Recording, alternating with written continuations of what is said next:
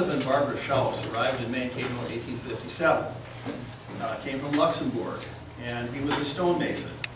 Now that didn't mean he had any tremendous skill. That was just a Tagsarbeiter in a way. Simple stonework, unless you were a carver or something, was laying foundation stones and putting up rubble walls.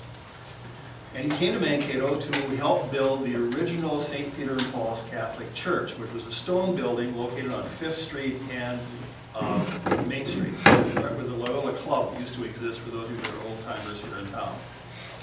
And so he helped in that construction, and we guess that probably he partially got paid in some of the stone. The stone came from the quarry, which was then located on Madison Avenue. And the Maxfield House, now Save More Antique, was originally built as the office for that stone quarry. So the stone would have come down Broad Street, up a little hill onto 5th Street, and been dumped at the side of the church, and he probably used wheelbarrows to haul it up to the hillside to build his little stone cottage. He was so poor, he bought the lot for $1 and promises, it says in the note. So somebody along the line probably engaged him to lay a foundation or do some stonework for them as well. And I can imagine he worked long hours and then just had maybe Sunday and evenings to work on his own house. He could not afford cement, and we were amazed to discover that when we started working on the house and found that all those stones are laid together with dirt.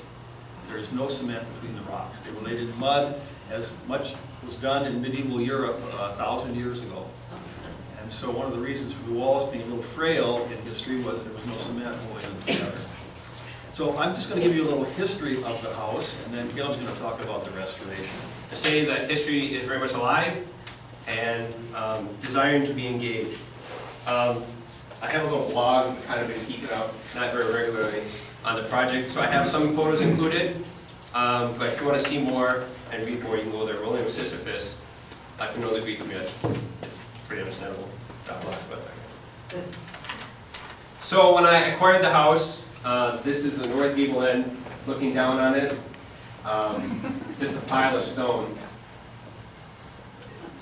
This is on the second floor. Looking down. Looking down. It was kind of neat because you can see the outline of the roof line that was still up, shadowed there, and you can see the window and the other windows here buried in the stone on the ground there.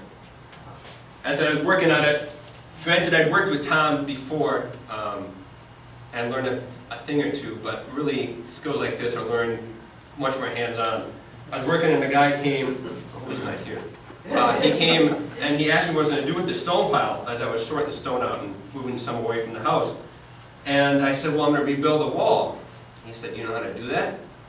I said, well, I figured the guy who built it maybe had a 3rd grade, 8th grade education, and with a college degree, I'd be able to at least figure out a thing or two. So with a little effort, you'll see us a couple pictures later, we were able to rebuild this wall using the stone that was there. So we have, now this wall the house didn't have a frost footing. It doesn't, except for the sections where I rebuilt. 18-inch walls, rubble masonry, maybe 6-8 inches down below grade was where the wall started, and he just built up from there. This wall collapsed for a number of obvious reasons. They added an addition, you can see that in later photos, onto the back side, back over here, an addition on about the 1890s. They had wire nails in the walls that hold the bricks on.